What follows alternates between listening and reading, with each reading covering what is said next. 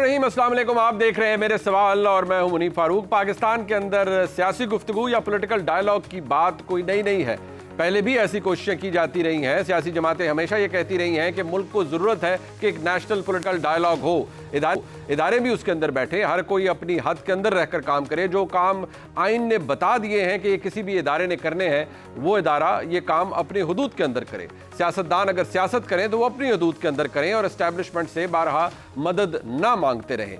ये कहने को तमाम बातें बहुत अच्छी लगती हैं, लेकिन ऐसा होता नहीं है। पाकिस्तान की सियासत में आज भी जिस तरह से जोड़ तोड़ होती है वो सबको पता है। पाकिस्तान की सियासत के अंदर कैटलिस्ट ऑफ चेंज बदकिस्मती से ना ही अवाम है और ना ही इलेक्शंस। ये कैटलिस्ट ऑफ चेंज कोई और है। पाकिस्तान के अंदर मुक्तदरा कितनी अहम और कितनी ताकतवर है, इसकी अहमियत से भी कोई इनकार नहीं कर सकता। इस वक्त बात जो हमारे सामने है वो ये कि इमरान खान साहब जो कि इस वक्त पाबंद सलासिल हैं, उनकी जमात के अंदर कुछ लोग ये कहते हैं कि इस वक्त डायलॉग होना चाहिए, मशरूत डायलॉग हो सकता है। कुछ लोग ये कहते हैं कि नहीं, ये जो लोग बैठे हैं हुकूमत के अंदर, ये तो हमारा मैंडेट चोरी करके आए हैं, इनसे क्या गुफ्तगू हो सकती है। जबकि हुकूमत की जानिब से चाहे जनाब वज़ीर आज़म हो या राना सनाउल्लाह साहब, सारे ही इस हवाले से बात करते हैं कि बात होनी चाहिए, डायलॉग होना चाहिए। जनाब शहबाज शरीफ साहब इस हवाले से क्या फरमा रहे हैं, सुनिए।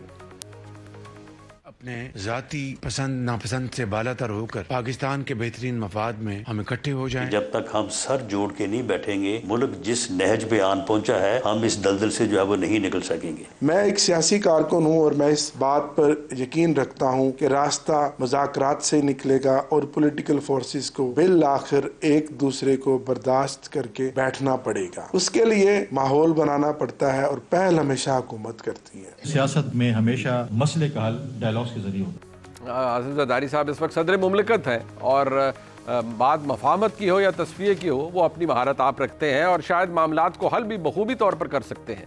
लेकिन अगर कोई उन्हें ये मैंडेट देगा तो यकीनी तौर पर वो ये करेंगे। लेकिन सवाल ये है कि क्या पाकिस्तान तहरीक इंसाफ ये चाहती है या नहीं, क्योंकि इस वक्त पाकिस्तान तहरीक इंसाफ के अंदर से मुतज़ाद बयानात सामने आते हैं। शिबली फराज साहब जो कि एक सेनेटर हैं, उन्होंने भी सहाफ़ियों से गैर रस्मी गुफ्तगू में यही कहा कि बात हर एक से हो सकती है, मशरूत एजेंडे के ऊपर इस्टेब्लिशमेंट से भी हो सकती है, सियासी जमातों से भी हो सकती है। ये कहना आसान है लेकिन ये होना मुश्किल है, ख़ास उस वक्त पर जब पाकिस्तान मुस्लिम लीग नून के अंदर से ही चंद सीनियर शख्सियात ये बात करें कि भाई अगर 2018 के इंतखाबात मशकूक थे या मुतनाज़ा थे तो 2024 के इंतखाबात भी वैसे ही हैं। अगर किसी ने 2018 के अंदर एस्टेब्लिशमेंट का कंधा इस्तेमाल किया तो आज भी हो रहा है। बात तो कंधों के इस्तेमाल की है। डायलॉग हो सकता है, किस हद तक मुमकिन है, करेगा कौन और करवाएगा कौन। बात करने के लिए हमारे साथ मौजूद है पाकिस्तान मुस्लिम लीग नून के सीनियर रहनुमा सेनेटर इरफान सिद्दीकी साहब। इरफान सिद्दीकी साहब, बहुत शुक्रिया आपका। सर, ये फरमाइएगा कि आप गुफ्तगू करना चाहते हैं, उसके मुतमन्नी हैं। आज बड़ा अच्छा वेलकमिंग बयान था आपकी जानिब से कि गुफ्तगू होनी चाहिए, एक ब्रॉडर एजेंडा सामने रखना चाहिए, पाकिस्तान के लिए गुफ्तगू होनी चाहिए। बट सवाल ये है कि जहाँ इतना तनाव है, गुफ्तगू का एजेंडा क्या होगा, बात किस तरह होगी? क्योंकि जिनसे आप गुफ्तगू करना चाहते हैं वो तो आपको मैंडेट चोर कहते हैं और समझते हैं कि आपकी हुकूमत भी नाजायज़ है, आपका इक़्तिदार भी नाजायज़ है। तो गुफ्तगू कैसे होगी और उस गुफ्तगू के अंदर एक एजेंडा क्या होगा? आपने बात क्या करनी है पाकिस्तान तहरीक इंसाफ से? जी बहुत शुक्रिया मुनीब। देखिए, मैंने आज सेनेट में भी बिल्कुल आपके सवाल के हवाले से ही बात हुई है। मैंने अपनी गुफ्तगू में ये कहा सेनेट में कि देखिए, यहाँ पीटीआई या सुन्नी तहरीक या किसी कोई भी नाम ले लें, पीएमएल, पीपल्स पार्टी और बहुत सी जमातें हैं, लेकिन एक जमात का नाम पाकिस्तान भी है। तो पाकिस्तान वो मरकज़ी नुक्ता है जिस पे हम कम अज़ कम ऐवान के अंदर, मैंने ये थ्योरी आज दी है कि आइए ऐवान के अंदर हम एक मिसाल बनते हैं, अपनी लीडरशिप के लिए भी मिसाल कायम करते हैं। हम एक होते हैं, लेजिस्लेशन क्या होनी चाहिए, हमारे इश्यूज़ क्या हैं, इकानमी पे क्या होना चाहिए। तो अगर हम यहाँ इकट्ठे हो जाते हैं और उसके अंदर ऐवान बाला के अंदर जो हाउस ऑफ फेडरेशन भी है, इर्रेस्पेक्टिव ऑफ द फैक्ट्स के जी मेरी पार्टी की राय क्या है सियासत में और उनकी पार्टी की राय क्या है और किसी और की पार्टी की राय क्या है, तो मिनिमम पाकिस्तानियत के एजेंडे पे अपनी अपनी पार्टियों के जो सियासी मौक़िफ़ हैं उनसे हट के हम अगर ऐवान बाला के अंदर ही इकट्ठे हो जाते हैं तो एक बहुत अच्छा मैसेज जाएगा। मैंने ये कहा कि जी हम हाथ बढ़ाते हैं आपकी तरफ, बशर्ते कि आप भी हाथ बढ़ाएं। आप हाथ बढ़ा लेते हैं, मिला लेते हैं उन लोगों के साथ जो तहरीक के लिए या जलाओ गहराव के लिए या मैदान में आने के लिए, सड़कों पे आने के लिए आपके साथ तैयार हैं। आप मौलाना फजलुर रहमान के हवाले से क्या क्या बातें करते थे, उनका नाम आप भूल चुके थे, उनको किसी और नाम से पुकारते थे। अचकजई साहब के बारे में आपका रवैया क्या था, नकलें उतारते थे, सब कुछ होता था। फिर उन्हें सदारती उम्मीदवार बना लिया, फिर आप उनके साथ एक इत्तेहाद भी आपने कायम कर लिया प्रोटेस्ट के लिए, तहरीक चलाने के लिए।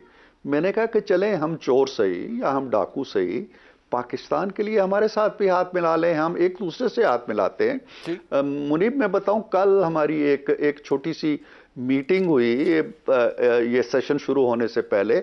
हमारे चेयरमैन साहब ने उसकी सदारत की, हम पार्लिमानी पार्टियों के लीडर भी थे और पीटीआई के लोग भी थे। तो हमने तय किया कि कल का एजेंडा क्या होना चाहिए, और उसमें तराश खराश हो गई, कुछ उनके मुतालबात थे, कुछ हमने, तो वहां मिल बैठ के हमने तय कर लिया और बड़ा अच्छा स्मूथली सेशन चल गया। मैंने आज भी उसकी मिसाल दी। देखिए, मिनिमम एजेंडा है, इकानमी के मामलात हैं। हम अगर ये तगोदो कर रहे हैं कि जी IMF से पैसा मिले और वहां से ये खतूत जाते हैं जी कि पैसा ना दो, या वहां जाके मुजाहरे होते हैं, तो इस तरह बात नहीं बनेगी ना। मैंने आज उन्हें ये भी याद दिलाया है कि अगर हम यहाँ पे ये अच्छी अच्छी बातें करते हैं और तहजीबी कदरों की बात करते हैं, जमहूरी कदरों की, और आपके यहाँ से एक बयान आ जाता है खैबर पख्तूनख्वा से कि हम चढ़ाई कर देंगे इस्लामाबाद पे, हम कब्जा कर लेंगे, हम ये कर लेंगे, तो इस तरह की बातों से फिर मफामत नहीं हो सकती। बिल्कुल नहीं हो सकती। तो मफामत का पैगाम हम जरूर दे रहे हैं। बिल्कुल ठीक, बट सर गुजारिश ये है कि जरूर दे रहे हैं। बिल्कुल ठीक, बट सर गुजारिश ये है कि आपके अपने ही colleagues as senior as Rana Sanaullah साहब, पाकिस्तान मुस्लिम लीग नून पंजाब के सदर, अब ये बात ढकी छुपी भी नहीं है, इसलिए क्योंकि इससे इल्ज़ाम किसी सहाफ़ी पर या किसी और पर दिया नहीं जा सकता कि किसी ने ये बात घड़ ली है।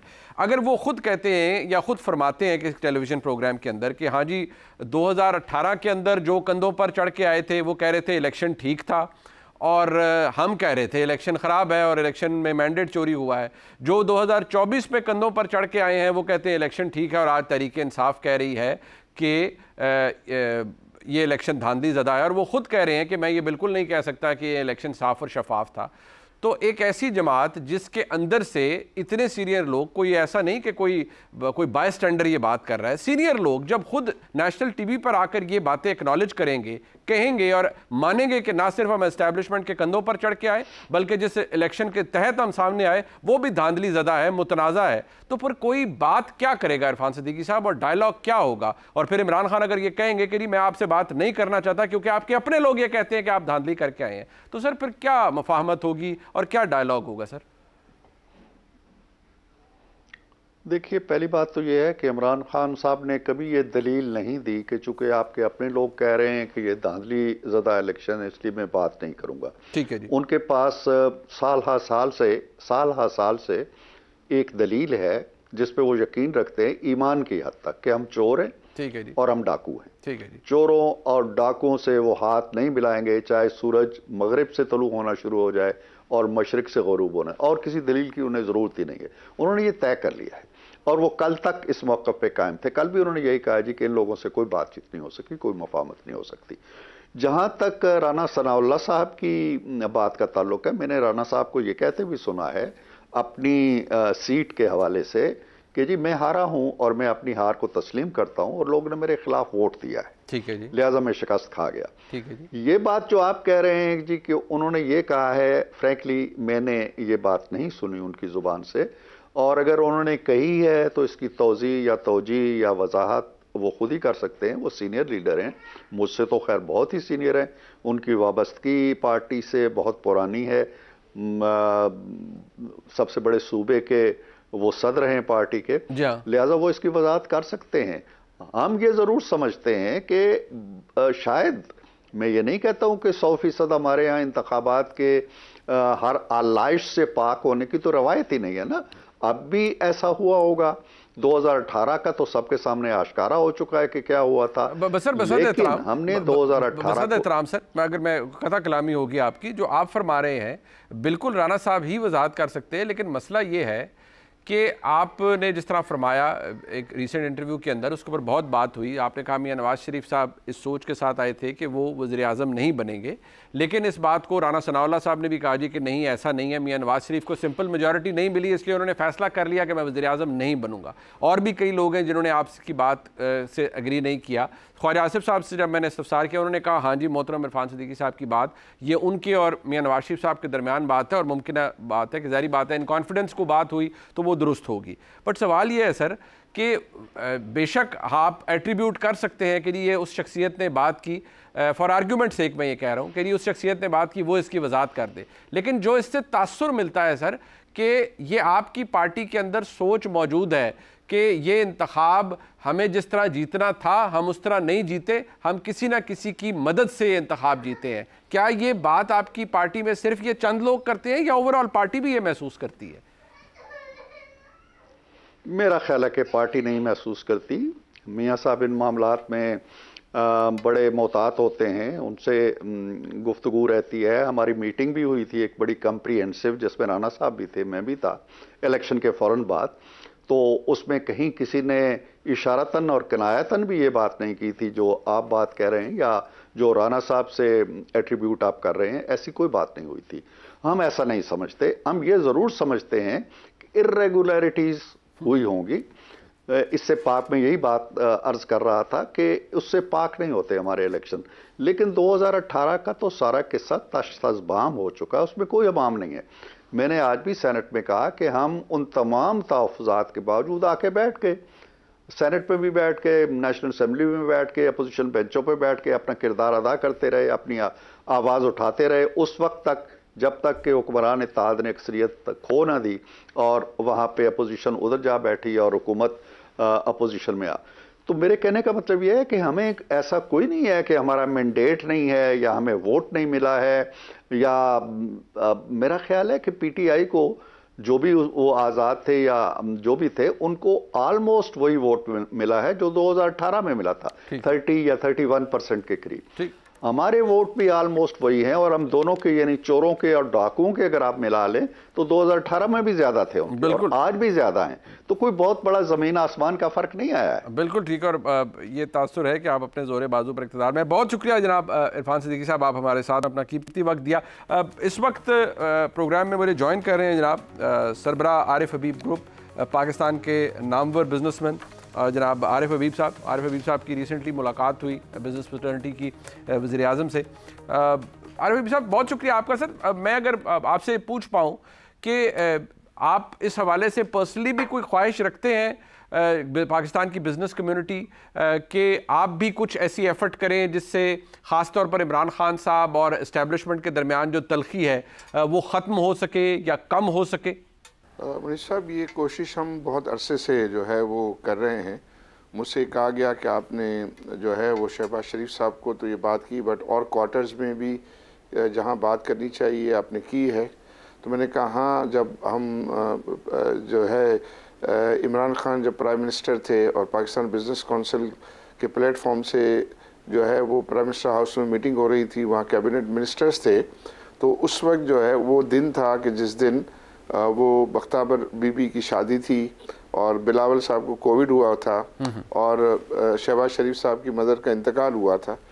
तो हमने प्राइम मिनिस्टर इमरान खान को कहा कि प्राइम मिनिस्टर आज बहुत अच्छा मौका है, आज आप फ़ोन उठाएं और जरदारी साहब को जो है मुबारकबाद दें उनकी बेटी की शादी का, और आप बिलावल को फ़ोन करें, उनकी तबीयत पूछें, और आप जो है वो शहबाज शरीफ साहब को फ़ोन करके उनकी मदर की जो है वो वफात पर जो है अफसोस करें जी।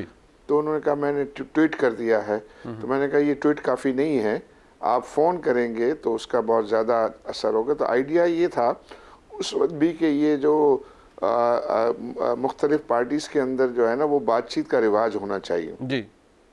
और इसी तरह फिर हम जब चीफ ऑफ आर्मी स्टाफ से जब पहली हमारी मुलाकात हुई थी कुछ महीनों पहले जी, तो उस वक्त भी उनको हमने ये गुजारिश की थी कि ये जो पॉलिटिकल पोलराइजेशन है ये बिजनेसेस के लिए और कंट्री के लिए जो है वो ठीक नहीं है, उसमें आप बड़े हैं, आप एक रोल प्ले करके इस पोलराइजेशन को कम करने में जो है वो एक अहम रोल प्ले कर सकते हैं। तो हम ये बात करते रहें और हमारी ये कोशिश रही है हमेशा कि ये जो है वो हमारे मुल्क के अंदर अमन हो। बसंत एहतराम आरएफपी साहब, जब आपने जारी बात है, आपने बताया कि बिज़नेस कम्युनिटी की मुलाकात हुई आर्मी चीफ से, आपने जब ये फरमाया, उनसे बात की, तो इसका जवाब कैसा था? जैसे वज़ीर-ए-आज़म की तरफ से शायद कोई वाज़ेह जवाब नहीं आया, लेकिन वहाँ से क्या जवाब आया इस्टेब्लिशमेंट की जानिब से या आर्मी चीफ की जानिब से, कि वो क्या समझते हैं, या उन्होंने कहा कि हाँ बात होनी चाहिए, बहुत अच्छी बात है?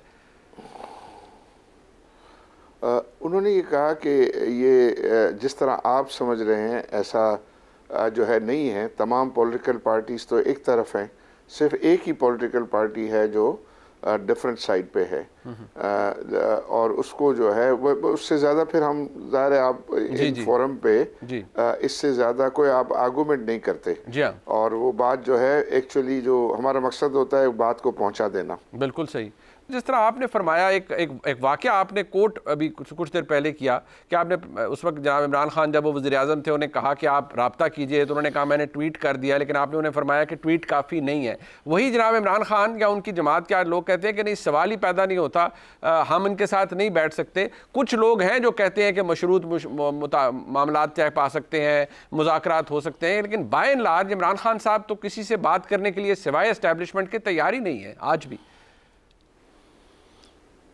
देखिए, आजकल ये मीडिया का दौर है और मीडिया का दौर है, फिर इनकी कॉन्स्टिट्यूंसी होती है, तो इतना जल्दी मुझे किसी ने कहा कि प्राइम मिनिस्टर साहब का क्या जवाब था आपकी तजवीज़ पे, तो मैंने कहा मैं एक्सपेक्ट नहीं कर रहा था कि कोई जवाब इतना जल्दी जो है उनकी तरफ से वो आए। उनकी भी हम समझते हैं, उनकी भी जो है वो मजबूरियाँ हैं, वो पॉलिटिकल लीडर्स हैं, तो किसी न किसी स्टेज पे तो आके जो है इवन आई थिंक पीटीआई वालों ने भी जो है उसको सराहा, वो भी चाहते हैं कि भाई कहीं ना कहीं जाके जो है वो एक मीनिंगफुल बात हो। तो अगर उसके अंदर ऐसी कोई पॉजिटिविटी निकलती है, कुछ रोशनी निकलती है, कुछ लोग उसमें जो है इसको बाइन करते हैं तो भी आई थिंक वो हौसला अफजा होगा। और एकदम से एक्सपेक्ट करना कि हम आज बात हुई है कल ये सब ठीक हो जाएगा, ये भी आई थिंक मुनासिब नहीं है। It will take some time. Sir, towards the very end एक इख्तिसार से फरमाइएगा, अब इमरान खान साहब से भी बिजनेस कम्युनिटी चाहती है बशमूल आपके कि उनसे कोई इंटरेक्शन हो, उनको भी कन्विंस किया जाए कि मामलात को तस्विया तलब बनाएं और बात की जा सके, कुछ ऐसी ख्वाहिश रखते हैं आप या आपकी बिजनेस फ्रेटर्निटी? जी डेफिनेटली। अगर देखें मुल्क के मफाद में अगर कोई बात होगी तो प्राइम मिनिस्टर जो इमरान खान साहब से भी जो है वो हम रिक्वेस्ट कर सकते हैं और उनको तजवीज़ दे सकते हैं कि आप ये कि मुल्क के खातिर जो है वो डायलॉग करें। और वो डायलॉग लास्ट उसमें भी हुआ था जब इलेक्शन के डेट्स के बारे में जो है बात हुई थी, तो वो डायलॉग्स तो हुए थे, तो वो डायलॉग्स जो है वो डायलॉग्स कंटिन्यू करने चाहिए। फिर आई थिंक अभी इसहाक डार साहब का भी मैं स्टेटमेंट जो है देख रहा था, तो उनका स्टेटमेंट भी जो है वो रिकन्सिलिएटरी मुझे लग रहा था। जी बिल्कुल ठीक, बिल्कुल ठीक। बहुत शुक्रिया सर, आपने अपना दिया, आपका बहुत शुक्रिया। प्रोग्राम में एक ब्रेक शामिल करते हैं, वापस आते हैं। एक तरफ लड़ाई है वो जो अली अमीन गंडापुर साहब ने शुरू कर रखी है, और वो ये कि वो इस्लामाबाद पर चढ़ दौड़ने का प्रोग्राम बना रहे हैं, और उन्होंने पाकिस्तान तहरीक इंसाफ के यौम तासीस के ऊपर जो पैगाम दिया वो बड़ा अलार्मिंग है, बड़ा डैमनिंग है, और रियासत पाकिस्तान के लिए बिल्कुल भी अच्छा नहीं है कि एक सूबे का इलेक्टेड वज़ीर आला ये कहे कि हम इस्लामाबाद पर चढ़ दौड़ेंगे, हुकूमत गिराएंगे और इमरान खान को अपने साथ लेकर जाएंगे। एक ब्रेक के बाद बात आते हैं। यकीनी तौर पर दिलचस्प वक्त है ये, क्योंकि जहां एक जानिब एक सूबे के वज़ीर आला जनाब अली अमीन गंडापुर साहब ये कह रहे हैं पाकिस्तान तहरीक इंसाफ के यौम तासीस के मौके पर कि इस्लामाबाद पर चढ़ाई भी करेंगे और इस्लामाबाद से इमरान खान को यानी पिंडी से एसेंशली साथ लेकर जाएंगे। खैबर पख्तूनख्वा के अवाम ने बहुत बर्दाश्त कर लिया, हुकूमत ने बहुत बर्दाश्त कर लिया। जो गलती कर रहे हैं वो अपनी इस्लाह कर लें, क्योंकि जो गलती कर रहे हैं उन्हें पता है कि वो क्या कर रहे हैं। इस हवाले से जो गुफ्तगू अली अमीन गंडापुर साहब ने की वो बड़ी अलार्मिंग है। साथ ही साथ मुस्लिम लीग नून का आज मरकज़ी जनरल काउंसिल का इजलास हुआ, और उसका नतीजा ये था कि मियां नवाज शरीफ साहब से बाज़ाब्ता तौर पर यह दरख्वास्त की जाएगी कि वो पाकिस्तान मुस्लिम लीग नून की सदारत संभालें। अब जब मियां नवाज शरीफ साहब बहसीयत कायद पाकिस्तान मुस्लिम लीग नून की सदारत संभाल लेंगे तो बयानिया कौन सा होगा जो पाकिस्तान मुस्लिम लीग नून अपनाएगी? आज क्या पाकिस्तान मुस्लिम लीग नून के पास हुकूमत में होते हुए भी कोई बयानिया है या नहीं? जहां बात डायलॉग की हो रही है तो डायलॉग कौन किससे करेगा? क्योंकि मसला ये है कि जो आज का बेनिफिशरी है वो किसी वक्त में अफेक्टी था। यानी जो आज ये कह रहा है कि इंतखाबात हो गए, ठीक हो गए, हम इक़्तिदार में आ गए और जो एहतजाज कर रहे हैं भाई आप होश के नाखुन लें, लगभग ऐसा ही कुछ था कि जब 2018 के इंतखाबात हुए तो उस वक्त RTS बैठा। लेकिन जो एक चीज़ दोनों में कॉमन है वो है कंधा, और वो कंधा किसका है? वो पाकिस्तान की इस्टेब्लिशमेंट का है। ये मैं नहीं कह रहा, मैं तो इतनी जुर्रत भी नहीं कर सकता कि मैं ये कहूँ बवांगे दौल, ये जनाब राना सनाउल्लाह साहब फरमा रहे हैं, और बल्कि बाकायदा तौर पर डिफ्रेंशिएट कर रहे हैं कि क्या कंधे का मामला क्या है। जब तक कंधे मौजूद रहेंगे और सवारी करने वाले मौजूद रहेंगे ये मसाइल रहेंगे। अगर देखा जाए तो राना साहब जिनकी तरफ इशारा कर रहे हैं जो अब कंधों पर हैं, तो राना साहब अपने इर्द गिर्द देखें, उन्हीं के कुलीग्स, उन्हीं की जमात के लोग ही जिन राना सनाउल्लाह साहब कह रहे हैं कि वो इस्टेब्लिशमेंट के कंधों पर बैठ कर आए, वो मौजूद हैं। अब अगर कोई सहाफ़ी इसके हवाले से गुफ्तगू करेगा तो शायद उस पर एतराज़ होगा कि ये बात गलत है और गलत तासुर दिया जा रहा है, लेकिन जब खुद पाकिस्तान मुस्लिम लीग नून के रैंक एंड फाइल से ये गुफ्तगू की जाएगी तो फिर कोई क्या कर सकता है। दूसरी तरफ जो बात गंडापुर साहब ने की वो बड़ी अलार्मिंग है, जिसके बारे में मैं जिक्र कर चुका हूँ। ये मामला जा किस तरफ रहे हैं इस पर बात करने के लिए हमारे साथ मौजूद हैं सहाफ़ी अतर काज़मी साहब। बहुत शुक्रिया अतर काज़मी साहब आपका, और सीनियर सहाफ़ी जनाब इमरान शफकत साहब। बहुत शुक्रिया इमरान साहब आपका भी। अतर काज़मी साहब, अगर हम अली अमीन गंडापुर साहब की गुफ्तगू से शुरू करें, वो बड़ी अलार्मिंग गुफ्तगू है, आपने सुनी है। अली अमीन गंडापुर वैसे भी वो कहते हैं डजंट मिन्स एनी वर्ड्स, वो ज़रा थोड़े जोश खिताबत में बह भी जाते हैं, gets himself carried away and at times he lands himself into trouble. But यहाँ जो हुआ है, एक इलेक्टेड वज़ीर आला ये कह रहा है कि हम इस्लामाबाद पर चढ़ दौड़ेंगे, हुकूमत भी गिरा देंगे और इमरान खान को भी साथ वापस लेकर जाएंगे। तो ऐसे माहौल में ये क्या सिर्फ वाटर टेस्टिंग हो रही है आपके ख्याल में अली अमीन गंडापुर साहब की जानिब से? वो जो कर रहे हैं या कह रहे हैं इस क्लिप के अंदर, वो उन्होंने इमरान खान साहब के तरफ से कहा है कि भाई ठीक है मेरी तरफ से भी अब ये पैगाम है, या ये कोई लोन वुल्फ वाला अटैक था जो अली अमीन गंडापुर साहब ने किया आपके नज़दीक?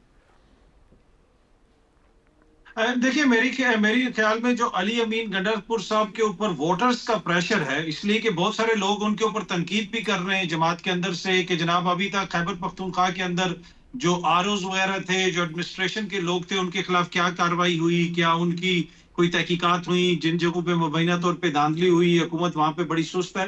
तो एक तो उनके ऊपर वो प्रेशर भी है, और दूसरी इस स्पीच से पहले, इस बातचीत से पहले एक दिन पहले ही उनकी इमरान खान साहब से जेल में मुलाकात भी हुई, और इमरान खान साहब का अपना जो बयानिया है उसमें भी काफी ज्यादा सख्ती आई है। अब हो रहा क्या है, देखिए जब आप सियासी एक्टिविटी को चलने दें तो बहुत सारी तलखियां कम हो जाती हैं। आज ही पाकिस्तान तहरीक इंसाफ ने कोई एहतजाज वगैरह करना था, पूरे पंजाब के अंदर जिस तरह छापे मारे गए, लोगों को गिरफ्तार किया गया। फैसलाबाद में एक जलसा होना है, उसमें जनाब लोगों को गिरफ्तार किया जा रहा है, छापे मारे जा रहे हैं। कसूर में शेर अफजल मरवत साहब गए थे, उनके ऊपर भी मुकदमा हो गया।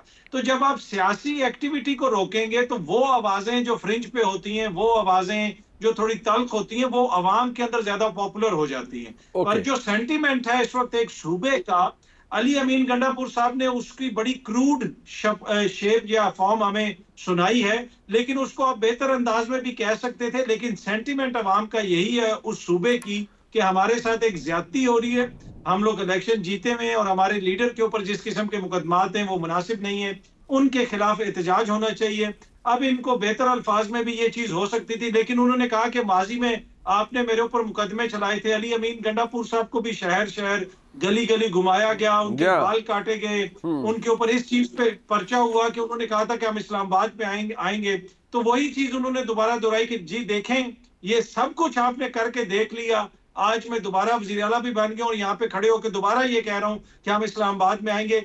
लेकिन एक चीफ एग्जीक्यूटिव को थोड़ा सा ख्याल रखने की जरूरत है।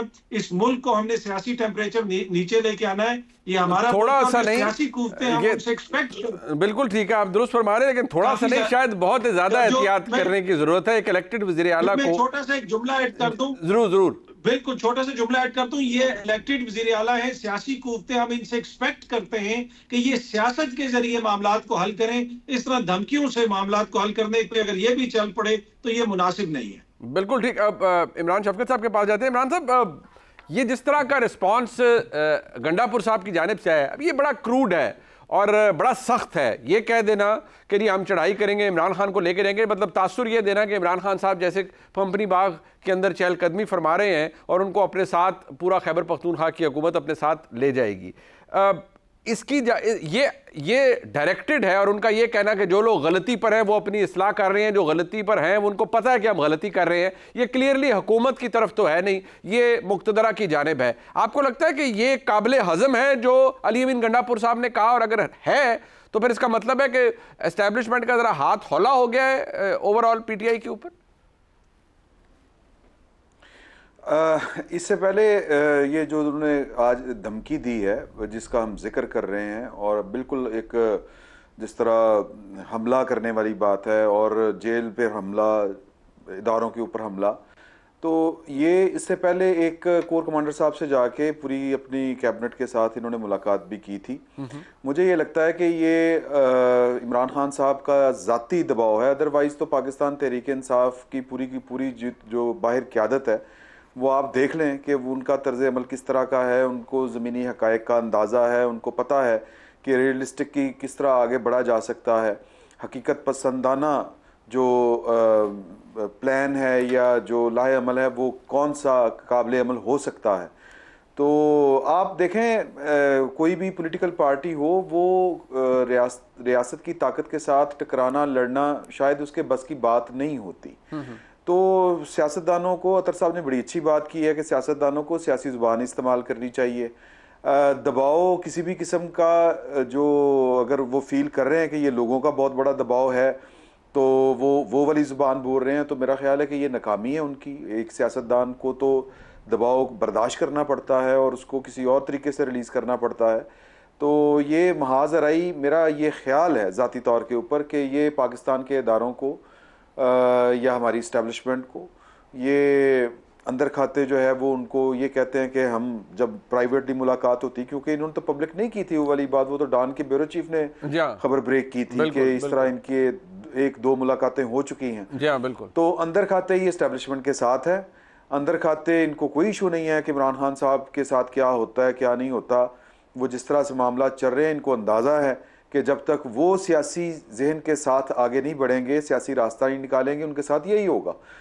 तो बज़ाहिर लोगों को बताने के लिए और ख़ुसूसन इमरान खान साहब के साथ मुलाकात करने के बाद ये वाली ज़ुबान इस्तेमाल करना, मेरा ख्याल है कि ये गैलरी के साथ प्ले करने वाली बात है। मतलब इसके अंदर कोई डेप्थ आपको नजर नहीं आती है, कोई टायरेट या अटैक नहीं है एस्टैब्लिशमेंट के ऊपर, ये दिखावे के लिए भी हो सकता है। ये एक इंटरेस्टिंग एलिमेंट है। लेकिन मैं जरा मुस्लिम लीग नून पर मुख्तसर सा ब्रेक लेते हैं। जनरल काउंसिल का इजलास था, मियां नवाज शरीफ साहब वापस बहसियत सदर पाकिस्तान मुस्लिम लीग नून, फ़र्क क्या पड़ेगा? पाकिस्तान मुस्लिम लीग नून के पास अगर 2024 के इंतखाब में कुछ नहीं था तो वो एक ये भी नहीं था कि उनके पास बयानिया नहीं था।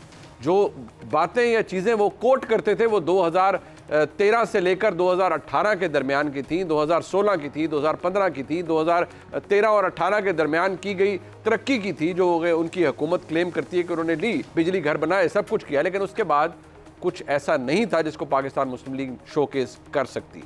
क्या आज मुस्लिम लीग नून के पास ऐसा कुछ है जिसको जनाब नवाज शरीफ साहब लोगों को बताएंगे कि ये बयानिया है? और तारीखी तौर पर देखा जाए जो एंटी एस्टैब्लिशमेंट सियासत होती है तरक्की उसी को मिलती है। लेकिन क्या आज मुस्लिम लीग नून इस पोजीशन में है कि वो एंटी एस्टैब्लिशमेंट कोई भी बयानिया लेकर आ सकते? एक ब्रेक के बाद साथ जो तंजीमी इजलास आज हुआ मुस्लिम लीग नून की सदारत में नवाज शरीफ साहब को दोबारा दे जाने की बात ज़रूर हो रही है। लेकिन अदर काज़मी साहब, मसला ये है कि एक जानिब पाकिस्तान तहरीक इंसाफ के अंदर से ना मुख्तलिफ आवाज़ें आती हैं कि कोई कह रहा है मुज़ाकरात, कोई कहता है मशरूत मुज़ाकरात, कोई कहता है सिर्फ उससे मुज़ाकरात जो कि जिसके पास ताकत है यानी एस्टैब्लिशमेंट। मुस्लिम लीग नून बयानियाँ ढूंढ रही है फ्रैंकली। अब मसला यहाँ ये है कि कुछ तासुर लोग ये भी दे रहे हैं, जिसको रद्द किया है by the way Irfan Siddiqui साहब ने, कि नहीं मियाँ नवाज शरीफ को जानबूझकर इक़्तिदार या वज़ीर आज़म नहीं बनने दिया गया, ना ही उनके साथ कोई धोखा हुआ है, ये वो तरदीद भी कर रहे हैं। लेकिन PMLN के अंदर कुछ शख्सियात ऐसी भी हैं जो ये तासुर भी देती हैं।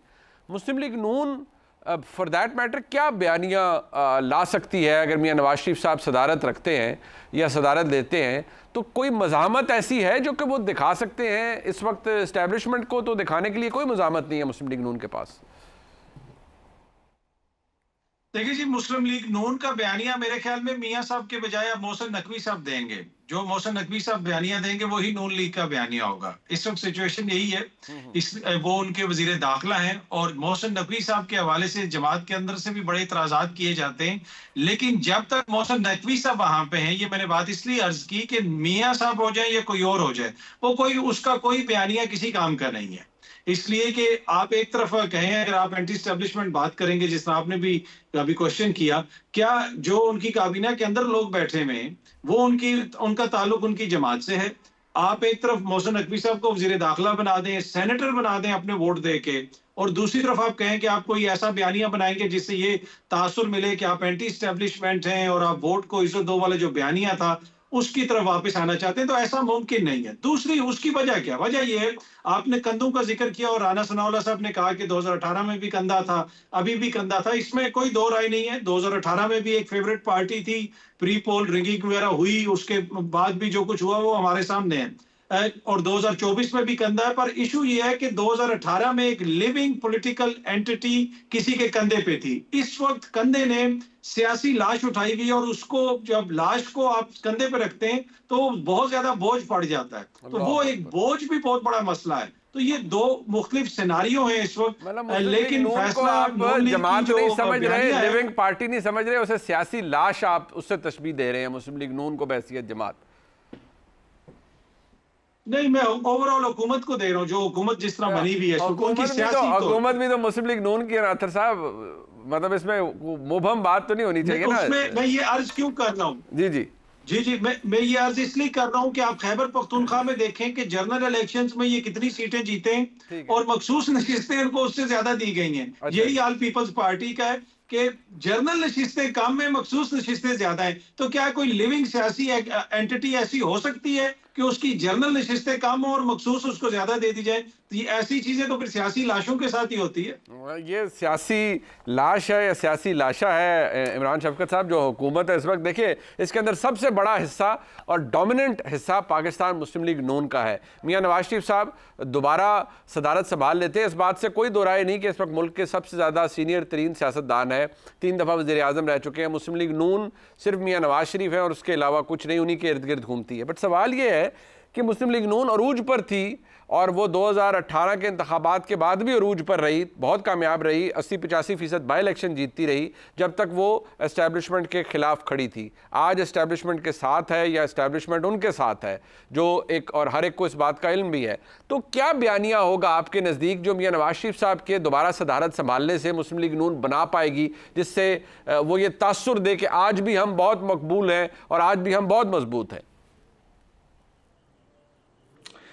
मेरा नहीं ख्याल कि नवाज शरीफ साहब कोई को या पाकिस्तान मुस्लिम लीग नून को किसी बयानी की ज़रूरत है। वो हुकूमत में है, एक सूबे में उनकी हुकूमत है, वफाक में उनकी हुकूमत है और मामलात उनके ठीक चल रहे हैं। और ये पाकिस्तान में जो पाकिस्तान की मारूफ सियासी जमातें हैं, ये हम फैशन के तौर पे बहुत कुछ कह सकते हैं, लेकिन प्रैक्टिकली इनमें से कोई भी एंटी एस्टेब्लिशमेंट पार्टी नहीं है। जब जिन दिनों आपको मुझे क्यों निकाला वाली बात समझ आ रही थी या बोली जा रही थी या फिर अवाम का हक़ हाकमियत की बात हो रही थी, तो तब लड़ाई जो थी वो एक शख्स के साथ थी जिसका नाम जनरल कमर जावेद बाजवा था।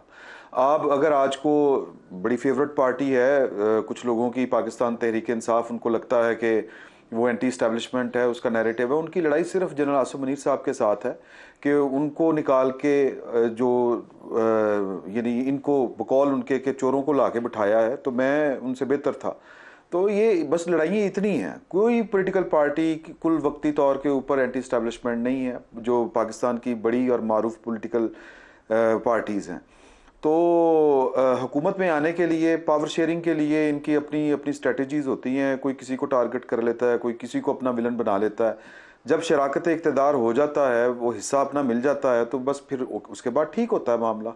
तो पाकिस्तान मुस्लिम लीग नून जो है वो कोशिश करेगी कि गवर्नेंस बेहतर हो, और वो कोशिश करेगी महंगाई कम हो, वो कोशिश करेगी कि कुछ मामलात मुल्क के ठीक हों, ताकि जो शराकत इक़्तिदार का फार्मूला है वो यूं ही चलता रहे।